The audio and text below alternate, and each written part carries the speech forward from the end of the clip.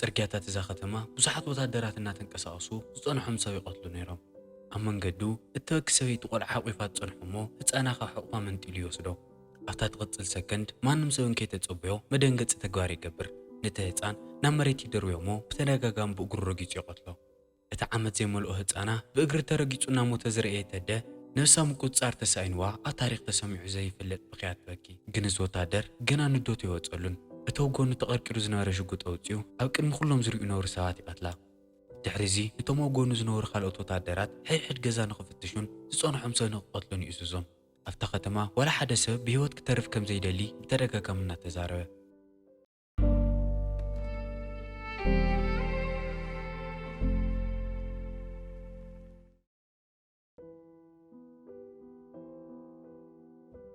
እዚ ኩሉ ዝፍጠርሎ ኣብ 1939 እዩ ካልኣይ ኩናት ዓለም ኣብ ዝተጀመረሉ ግዜ። ናይ ጀርመን ሰራዊት ንፖላንድ ከጥቅዓ እንከሎ ኩሉ ሰብ ተበቲኑ ነይሩ። ኣይሪና ግን ዕድለኛ ኮይና ካብቲ ቦታ ብሰላም ወፂኣ ድሕሪ ምጽናሕ ንገዛኣ ትምለስ እሞ ሓደ ወታደር ሰፊርዋ ይጸንሕ። ክትሃድም እንከላ ኣብ ገዛ ዝገደፈታ ዲኣ ኮነ ሓፍታ ኣበይ ከም ዘለዋ ይፍለጣን። እቲ ወታደር መኒኽ ኢሉ ክሓታ እንከሎውን ናብቲ ገዛ ዝመፀት ኣድራሻ ተጋግያ ምዃና ነጊራቶ እንከይተፈለጠት ቀልጢፋ ካብቲ ቦታ ትርሕቕ። ንምሸቱ ነብሳን መንፈሳን ንምዕራፍ ናይ ሓደ ቤተ ክርስቲያን ኣትያ እናጸለየት እንከላ እቶም ናይ ጀርመን ሰራዊት ነቶም ኣብኡ ዝነበሩ ሰባት እውን ዕረፍቲ ክህቦም ስለ ዘይደለዩ ሓደ ብሓደ እንደገ የውፅዎም እሞ ናብ ርሑቕ ቦታ ኣብ ጀርመን ከይዶም ክሰርሑ ምዃኖም ይነግርዎም። ጀርመን ኣትዮም ኣብቲ ክሰርሕሉ ዝተሓሰብሉ ቦታ ክበፅሑ እንከለዉ ኣብቲ ከባቢ ዝጸንሐ ዝለዓለ ስልጣን ዝነበሮ ጀነራል ራግሜር ካብቶም ተሰሊፎም ዝነበሩ ሰራሕተኛታት ነቶም ጽቡቕን ዝጠንከሩን መሪፁ ናብ መኪንኡ ንክስቀሉ ይነግሮም እሞ ሒዝዎም ይኸይድ። ኣይሪና ካብቶም መሪፁ ኣብ መኪንኡ ዝሰቐሎም ሰራሕተኛታት ሓንቲ እያ ነይራ። ድሕሪ ዝተወሰኑ መዓልታት ኣይሪና ኣብ ሓደ ከተማ ነቶም ናይ ጀርመን ወታደራት ምግቢ ምቕራብን ምስራሕን ኮይኑ ስራሓ ኣብ ሓደ ቦታ እናስተኣናገደት እንከላ ነቲ ቅድሚ መዓልታት ብጭካነ ንህፃን ምስ ኣዲኡ ዝቐተለ ወታደር ኣብ ጎኒ ራግሜር ኮፍ ኢሉ ትሪኦ። እዚ ወታደር ሎኪታ እዩ ዝበሃል። ኣይሪና ምግቢ ሒዛሉ ክትመፅእ እንከላ ድማ ፍሽኽ ኢሉ ጥዑም ምዃኑ ብተደጋጋሚ እዩ ዝነግራ። ኣብ ፍቕራ ከም ዝወድቕሎ ግልፂ እዩ ነይሩ። ግን ኣይሪና ማዕረ ክንደይ ጨካን ምዃኑ ቅድሚ መዓልታት ኣርእዋ ዋላ ይኹን ሕጂ ብሂወት ንምትራፍ ፍሽኽ ኢላ መስጊናቶ ዘይምኻድ ካሊእ መማረፂ ይነበራን። ኣይሪና ዝተወሰኑ መዓልታት እኡ ክትሰርሕ እንከላ እቲ ሾልቲ ዝበሃል ናይቲ ከባቢ ዘለዉ ሰራሕተኛታት ማናጀር ማዕረ ክንደይ ደፋርን ጠንካራን ምዃና ይርአ እሞ ነቶም ኣብ ታሕተዋይ ክፍሊ ዘለዉ ክዳውንቲ ምሕፃውን ምስፋይን ስርሖም ሰራሕተኛታት ተኸታታሊት ንክገብረ ይሓስብ። እቶም ሰራሕተኛታት ክእለቱ እንከለዎም ድሌት ስለ ዘይነበሮም ክዳውንቲ ብጣዕሚ እዮም ይበላሹ ነይሮም። እዚ ችግር እዚ ኣይሪና ክትፈትሖ እያ ኢሉ ስለ ዝኣመነ ድማ እዩ ንዕኦም እትከታተል ሰብ ክትከውን መሪፅዋ። ድሕሪ እዚ ኣቶ ሾልት ነቶም ወታደራት እናገልገለ ብዙሕ ግዜ ዝጸንሐሉ ምክንያት ብሂወት ዝተርፈሎም መንገድታት እናጽንዐን እናተጠቀመን ስለ ዝመፀ እዩ። ንኣይሪና ከካፍላ እንከሎ እውን ካብ ክሽነ ወፂኺ እቶም ወታደራት ዘለውሉ ቦታ የማነ ፀጋም ኮነ ንቕድሚት ከይትጥምቲ ኩሉ ግዜ ናብ እግርኽ እናጠመትክ ክትጓዓዘለክ ኢሉ ይመኽራ። ካብዚ ዝሓለፈ እቶም ወታደራት ዝብልዎ ኣይሰማዕኽን ኣይረኣኽን ምንም ድማ ኣይትዛረብን እስኺ ንዕኦም ከም ሃመማ እምበር ከም ሰብ ኣይትቁፀርን ሃመማ ኾኒ ብሂወት ክትተርፊ ኢኺ ኢሉ ብደንቢ ገይሩ የጠንቅቓ። ድሕሪ እዚ ኣይሪና ነቶም ሰራሕተኛታት ክትሪኦም ትኸይድ እሞ በቀራርባ ስለ ዝፈተዩዋ ጽቡቕ ኣቀባብላ ይገብሩላ። እቶም ሕጂ ናይ ላውንደር ሰራሕተኛታት ኮይኖም ክዳን እናሰፈዩ ዝውዕሉ ሰባት እውን ብሓቂ ክዳን ሰፈይቲ ዘይኮኑስ ካሊእ ዓበይቲ ስራሕ ዝነበሮም ሰባት እዮም። ዶኳትር፣ ጠበቓታት፣ ዳኛታትን መምሃርን ኩሉ ሰብ ዘኽብሮምን ዝፈትዮምን ኣርቲስታትን እዮም ነይሮም። ሕዚ ግን ሰንኪ ማንነቶምን ናይ ፖለቲካ እምነቶምን ሰራሕተኛታት ኮይኖም መዓልታዊ ክዳውንቲ እናሰፈዩ ንኽውዕሉ ይግደዱ ኣለዉ። ድሕሪ ዝተወሰኑ መዓልታት ኣይሪና ምግቢ እናቕረበሎም እንከላ ሎኪታ ኣብ ሓደ ቦታ ንዝሰፍሩ ኣለዉ ኣይሁድ ከይዱ ሙሉእ ንሙሉእ ንኽርሽኖምን ቆትሎምን ከም ዝሓስብሉ እናተዛረበት ሰምዖ። ኣብ ሰዓት እዚ ነቶም ሰባት ብጣዕሚ ስለ ዝሓዘነህሎም እቲ ናይ ሾልት ምኽሪ ሙሉእ ንሙሉእ ረሲዓ ነቶም ክዳን እናሰፈዩ ዝውዕሉ ኣይሁድ ንኸጠንቅቕዎም ትነግሮም እሞ ኣብ ሰዓት የምልጡ። ኣብ ዝቕፅል መዓልቲ ሎኪታ ነቶም ኣይሁድ ክቐትል ናብቲ ሰፈር ሰራዊት ሒዙ ክኸይድ እንከሎ ዝረኸቦ ዋላ ሓደ ሰብ ኣይነበረን። ብንደት ድማ መሳርሒ ኣልዒሉ ናብቲ መስኮታት ዘይክትኩስ ካሊእ ክገብር ኣይኽእልን። ድሕሪ ዝተወሰኑ መዓልታት ሎኪታ ደጊሙ ናብ ናይ ራግሜር ቦታ ይመጽእ እሞ ነቶም ኣብ ከባቢኦም ዘለዉ ኣይሁድ ከመይ ገይሮም ሙሉእ ንሙሉእ ቀጥፍዎም ከም ዘለዎም ምኽሪ እናሃወ ይጸንሕ። ሎኪታ ኩሎም እቶም ሕጂ ንናይ ጀርመን ሰራዊት ዘገልግሉ ኣለዉ ኣይሁድ ኣብ ዕለት 22 ወሲዱ ክረሽኖም ከም ዝሓስብሎ ድማ ኣይሪና እናገልገለቶም እንከላ ትሰምዕ እሞ ብፍጥነት ንኹላቶም ከይዳ ተጠንቅቖም። እቶም ክዳን እናሰፈዩ ዝውዕሉ ሰራሕተኛታት ከምልጡ ዋላ ይድለዩ ዳ እምበር ከምልጥሉ ዝኽእሉ መንገዲ ኾነ ክሕብእሉ ዝኽእሉ ቦታ ስለ ዘይነበሮም እታ ናይ ሞቶም መዓልቲ ክጽበዩ ይመርጡ። ግን ከም ዕድል መሲሉ ሓደ መዓልቲ ራግሜር ናብ ኣይሪና ይመጽእ እሞ ኣብቲ ኣነ ዝነብረሉ ቁቤላ ንወይኒ መዋዕል ስለ ዝሰልቸየኒ ናይ ግለይ ሰራሕተኛ ገይረ ክወስደኪ እየ ኩሉ ክዳውንትኽን ዘድልየኪ ንብረትን ኣኪቡ ኢልዋ ይኸይድ ኣይሪና ኣብታ ሰዓት እሳናው ገየት ናብቶም ሰራሕተኛታት ትኸይድ እሞ ኣብ ናይ ራግሜር ገዛ ወሲዳ ንኽትሓውኦም ሓሳብ ትቕርበሎም ምክንያቱ ሰዓት እዚ እቲ ናይ መጠረሻ መፍርሒ ቦታ እቲ ዝሐሸ ክኸውን ስለ ዝኽእል ግን ሕጂ ሓደ ዓብዪ ችግር ኣሎ ምክንያቱ እቲ ክሕብኦሉ ሓሲቦም እኒሄው ቪላ ብናይ ወታደራት ፖላንድ ስድራ እዩ ተመሊኡ ዘሎ እቶም ስድራ ዝወፁ ዕለት 23 እዩ ራግሜር ድማ ነቶም ኣይሁድ ቀትሎም ሓሲብኒ ዕለት 22 እዩ ናይ ግድን ዕለት 21 ክወፁ ነይርዎም ግን ክሳብ ዕለት 23 ኣበይ ተሓዊኦም ይጽንሑ እዚ ሕቶ እዚ ኣይሪና ክትምልሶ ትኽእል ኣይነበረን ግን ሓደ መዓልቲ ናይ ራግሜር ክፍልና ፅሬትን ገላ ዝረስሕ ክዳውንቲ ዝቕመጠላን ናይ ላውንደሪ ማሽን ዝሰፍራላን ክፍሊ ትረክብ እሞ እታ ቦታ ብዙሕ ስለ ዘይትረአ ኣብኣ ሓበኣ ንኽተሕልፎም ትሓስብ ዕለት 21 ምሸት ራግሜር ናብ ሓደ ምድላው ይኸይድ እሞ ኣይሪና ድማ ነቶም ሰራሕተኛታት ናፍቲ ገዝኡ ወሲዳ ኣብታ ናይ ላውንደሪ ክፍሊ ሓበኣ ተዓፅዮም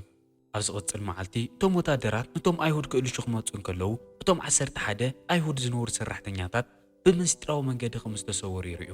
ኣይሪና ክትሕተት እንከላ ከምቲ ሚስተር ሾልት ዝመኸራ ምንም ከም ዘይርአየትን ከም ዘይሰምዐትን ትዛረብ ኣቶ ሾልት ንባዕልቱ ንኣይሪና ከም ጓሉ ይርያ ስለ ዝነበረ ነገራት ንምርግጋዕን ንሓ ንምድሓንን ጣልቃ ይኣትሞ እቶም ኣይሁድ ብሰላይ ኣቢሎም ኩሉ እቲ ኩነታት ከም ዝፈለጥዎን ካድሙ ከም ዝኽኣሉን ይነግሮም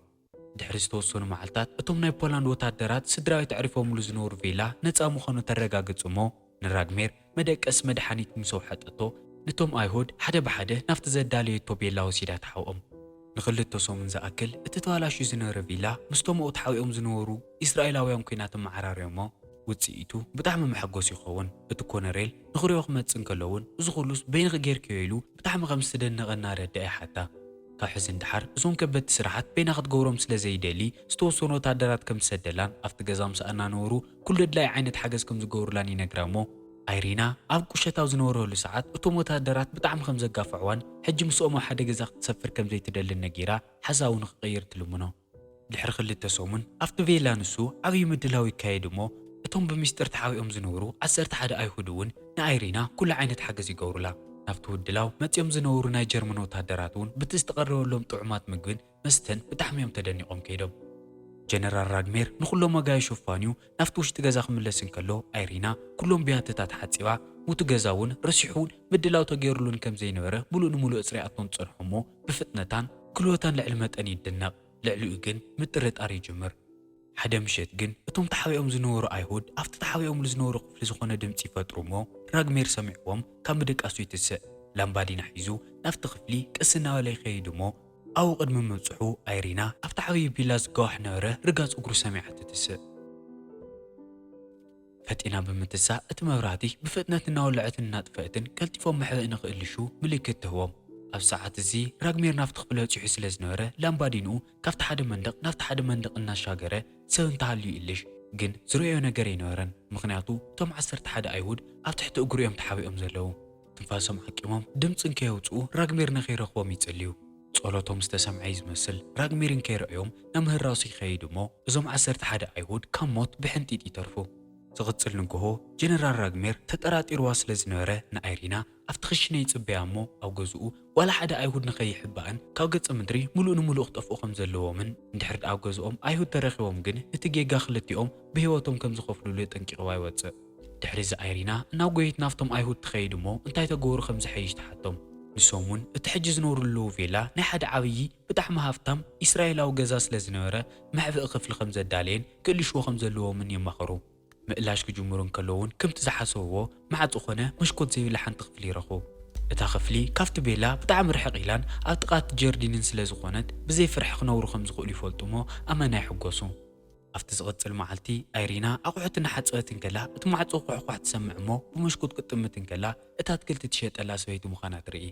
ኣይሪና ነቶም ናይ ጀርመን ወታደራት ቀለው ክኾኑ እትገዝኦም ኣትክልቲ ካብዛ ሰበይቲ ትወስዶም ስለ ዝነበረት ማዕፆ ንኽትከፍተላ ኣይትፈርሕትን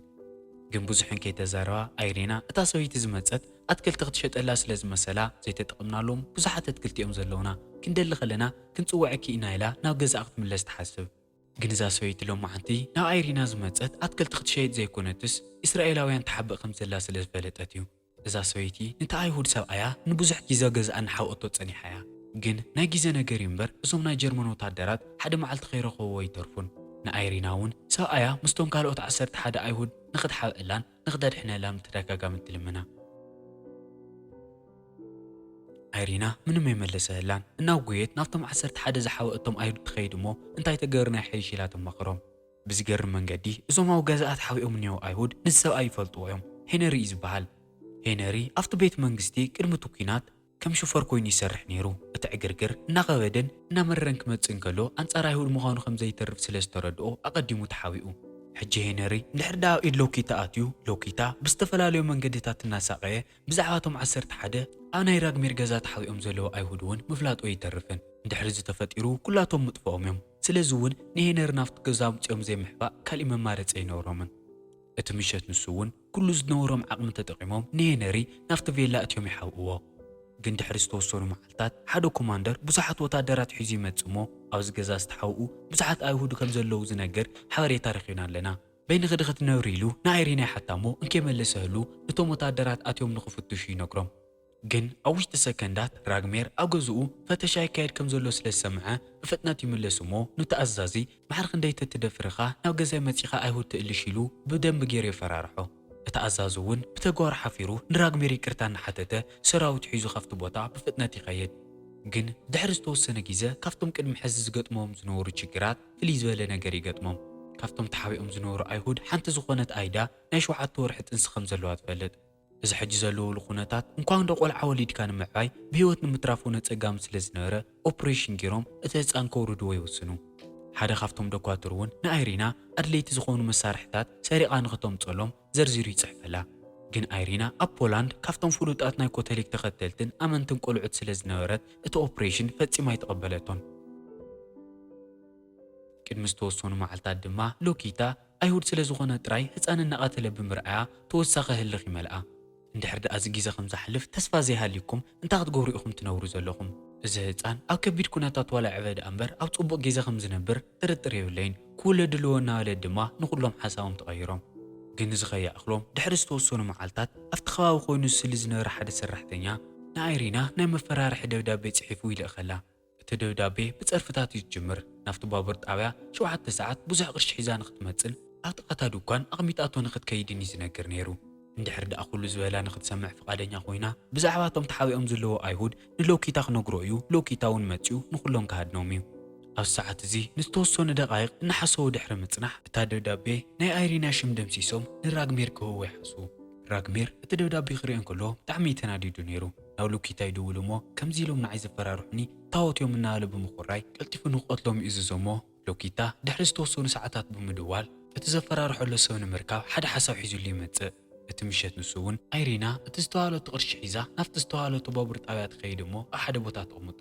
ድሕሪ ደቓይቕ እቲ መፈራርሒ ደብዳቤ ዝፀሓፈ ሰብኣይ ቅርሺ ክወስድ ይመጽእ እሞ ሎኪታ ኣብኡ እናተኸታተለ ስለ ዝፀንሐ ፊስቁ ክነፍሑ እንከሎ ብዙሓት ወታደራት መፂኦም ቀጥቂጦም ኣሲሮም ይወስድዎ ኣይሪና እዛ ዓመፅ ዝናርኤት ደው ክትብል ስለ ዘይደለየት ሓዲጋቶም እናጉየት ናብቲ ቪላ ተመሊሳ ትኸይድ ራግሜር ንኣይሪና ንኽትረጋጋዕና ነገረ መስተ ቀዲሑ ኮፍ የብለላ እሞ ብዙሕ ከይፀንሐ ሎኪታ ይድውል እቲ ሰውሱ ከም ዝተተሓዘን ከም ዝተቐተለን ምሕዝነቶም ድማ ብሰንኪ ከም ዘይበላሸን ተስፋ ከም ዝገብር ንራግሜር ይነግሮ ራግሜር ብናይ ኣይሪና ስራሕ ብጣዕሚ ተሓጒሱ ስለ ዝነበረ ንዝተወሰኑ መዓልታት ንኽተዕርፍ ይፈቕደላ ድሕሪ ሒደት መዓልታት ኣይሪና ዝተወሰኑ ንብረታት ክትገዝእ ናብቲ ዕዳጋ ትኸይድ ግን ኣብ ማእኸል ሎኪታ ዝተወሰኑ ሰባት ገመደ ክሳዶም ኣሲሩ እዞም ሰባት ኣይሁድ ዝሓውኡ እዮም ሞት ድማ ይተፈሪድዎም ኢሉ ህፃውንቲ ከይተረፈ እናሓነቐ ትርኢ እሞ ብጣዕሚ ትድንግፅ ገዛኣ ተመሊሳ ተደናጊፃ ኮፍ ኢላ እንከላ ካብተን ተሓቢአን ዝነበራ 3 ኣይሁድ ናብ ላዕሊ ይመፃ እሞ ሎማዓንቲ እንታይ ክንሕግዘኪ እንታይ ስራሕ እኒየለን ይሓትኣ ገፃ ርአን እንታይ ደኣ ኮንኪ ኢለን እናሓተታ እንከለዋ ግን እንከይተፀቢኦ ራግሜር ዝረስዖ ንብረት ስለ ዝነበረ ኣብ ዘይተለመደ ሰዓት ንገዛ ተመሊሱ ይርአን ኣብ ገዝኡ 3 ኣይሁድ ተሓቢአን ምርኣይ ከየኣኽሎ እቲ ሓንቲ ናብ ሕርሲ ዝቐረበት ጥንስቲ ምዃና ስለ ዝፈለጠ ብጣዕሚ ይናደድ ኣይሪና ነተን ኣይሁድ ሒዛተን ካብቲ ክፍሊ ትወፅእ እሞ ናብ ሓደ ቦታ እትያተን ናብ ራግሜር ትምለስ ራግሜር ካብ ናይ ዊስኪ ጥርሙዝ ብተደጋጋሚ ቀዲሑ ድሕሪ ምስታይ ኣይሪና እናኣቲት ክሪኣ እንከሎ ብጣዕሚ ተናዲዱ ይፀርፋ ናይ ክልቴና ናይ ሞት መዓልቲ በዓል ክፀዊዕኺ ብተደጋጋሚ ዶ ሓቂ ኣይሁድ ከይተሓብኢ ናይ ኩላና ሞት ይኸውን ኢለ ኣጠንቂቐ ክነብር እናበለ ድማ ሽጉጥ የውፅእ እሞ ናብ ርእሳ ይጥቁሞ ኣብ መጨረሻ ኣይሪና ትሞተሉ ሰዓት ስለ ዝኣኸለ ኣምላኽ ይቕረ ንኽብላን ንኽቕበላን እናጸለየት ትጸንሕ። ራግሜር ምሽክነይቲ ኣይሪና ብብርካ ወዲቓ እናለመነት ክሰምዕ እንከሎ ግን ብጣዕሚ ይሓዝነላ። ኣብዞም ዝሓለፉ ምስኡ ዝተቐመጠ ህለዋ ርሑ እውን እናፎትያ ይመጽእ ነይሩ። ነብሱ ክረጋጋዕ እናሞከረ ቀስ እናበለ ናብቲ ኣብ ድሕሪቱ ነበረ ወንበር ኮፍ ይብል እሞ ሽጉጦ ጠረጴዛ ኣቕሚጡ ሓሳቡ ምስ ኣይሪና ይካፍል።